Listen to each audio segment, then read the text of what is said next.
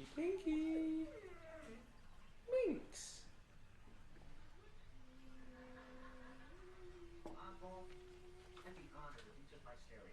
I don't feel like doing it tonight. I might have like one line down there and two coming from the back to the side. V.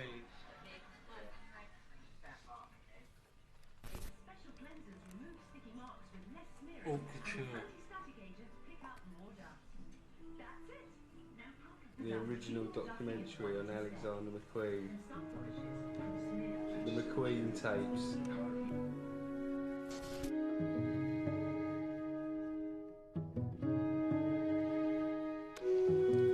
I didn't care about what people thought of me. I didn't care what I thought of myself. So I would go into the forest, my dark side, and pull these horrors out of my soul and put them on the catwalk.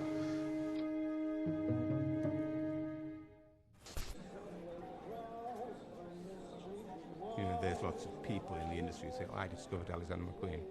But you don't discover talent. Talent's there. You open doors for talent, you push it through, or you help it along. No one discovered Alexander McQueen. Alexander McQueen discovered himself. Lee had this very strange CV. I wasn't very good at school. I was always drawing clothes in every lesson, in science, in biology, and but I used to enjoy art most. When he left school, he wasn't sure what he wanted to do. He was out of work, looking for work, I should say, because my husband's very strict on the children going out to work. We was watching a television programme one evening, and they were saying that they couldn't get apprentices to work in Savile Row. So I just said to him, why don't you go and try? So you just knock on the door, they can only either say yes or no, you know. And that's exactly what he done. Anson Shepherd started in 1906. We like to do things slightly different to other people. We have our house style, and that's what we're going to teach the apprentices to make. I was taught by a master tailor from County Court in Ireland. He was the best tailor that we had working on the premises. The first year you start off padding collars, putting in pockets, but you're expected to make a full jacket ready for fitting by the end of the first year. As soon as you put it on, it should just fit like a glove, and you know it's made for you.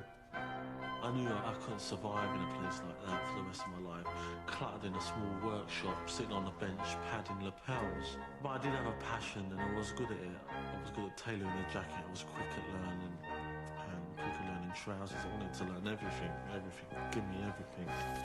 It was beginning of the 90s when I had a bespoke tailoring shop in Mount Street, and he just walked in one day. He looked like skinhead, but just told me he can cut frock coat much better than 50 years old tailor I had. So I was very curious and just told him, okay, like, show me what you can do. I never really made clothes in a traditional way. I was experimenting myself on how to create structure and volumes. I began to just taking material, any material, and by putting them all together, somehow you can start to create a three-dimensional form. Lee wanted to understand why I'm doing this way or that way. When Lee was 17, he said, I'll make you a couple of skirts. And I've got to say, they fit like a glove. They were so fitted to my body. I couldn't even move my legs hardly. But I used to get compliments on this skirt. I did used to wonder, I hope he sort of finds the right thing for himself in life. He was a sweet boy from the East End, looking to make money. We needed technical help. Machinists, we needed pattern cutters, we needed people who had hands-on experience in making clothes. Gave me no attitude, was never late, always knew what he was doing, always delivered. He listened continually to Sinead O'Connor, which was quite odd because no one else liked Sinead O'Connor at the time. You know, he really liked her for some reason. I always remember him with his Walkman on, listening to Sinead O'Connor.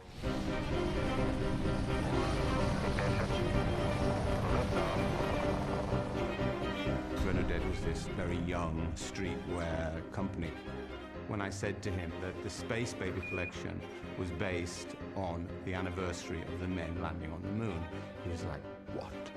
He didn't know that you could take a subject that, had no relation to clothing and actually get inspiration from that to design clothing. So he didn't understand this idea of visual research or historic references or sexual references. We copy you on the ground. The Eagle has landed. He must have asked me questions. What can I do next? How can I push myself forward? And at the time, all the designers in Italy were opening diffusion lines. He went to Italy with no language, no place to stay, no money, no qualifications. I thought within a week he'll be back, with his tail between his legs. A week later, maybe 10 days, I get a call from Lee from Italy. He'd landed a job as an assistant for Romeo Gigli. To say I was shocked was an understatement. I say to him, okay, I'm looking for a new jacket. I have in my mind this shape, but my tailor, they cannot reach that shape. Maybe you can help me to do it. And we start to do that jacket, and we did the first fitting. I say, no, it's wrong. That is not what I'm looking for. So we did the tailor with me, they did one more. We did the second fitting, and again I take out the lining, looking inside the jacket, this was wrong. Third fitting, I say, no, it's incorrect. And I take out the lining, and inside the jacket, they wrote with the black pen, fuck you, Romeo. That was the time when I was looking for new shapes, for shapes. And it was looking so deeply and hard.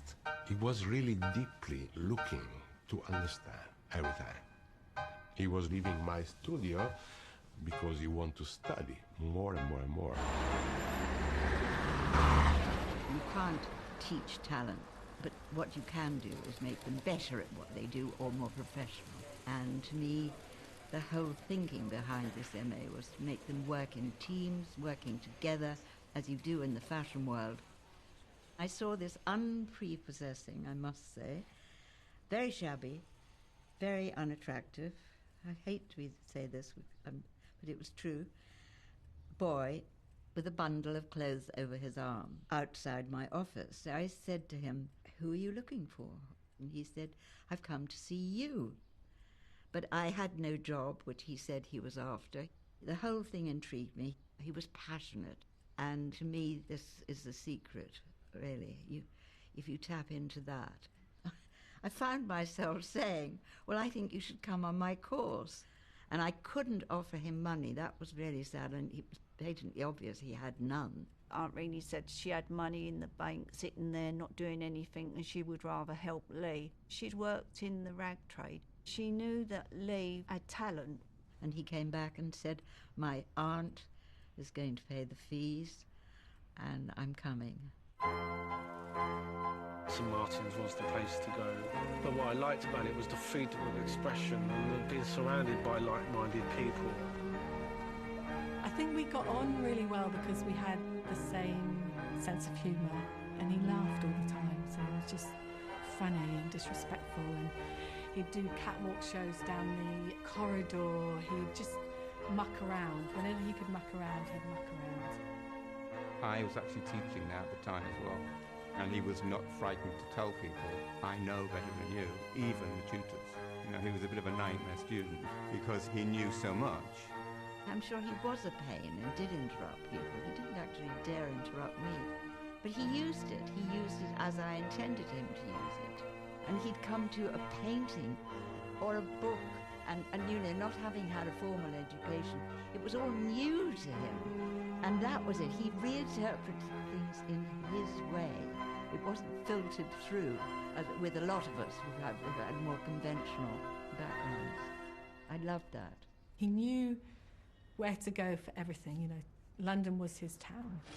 Where do I get my buttonholes? He'd go, you want to go to Martin in Soho. If you want fabric, then you want to go to Berwick Street, Shepherd's Bush. He would take me to gay bars, and he would take me to lesbian bars, and he'd like sit me there and he'd go, you know, this is what you want, this is what you want. I go, no, I really just want to go home. Can I just go home and do my homework? The course always ended with the degree show. No other college had ever been invited, as I was, to show during British Fashion Week. He called me when he was nearly finishing the final collection and asked me to come in to have a look at it and talk to him about it. It had all the elements. It had the history of the East End. It had darkness, Jack the Ripper stalks his victims. It had the research. It had a really great story behind it. He was reading books like Perfume, which is all about the murder of women, and he had a very dark side to him as well. So he was drawing from all of these influences and then creating something very beautiful out of it.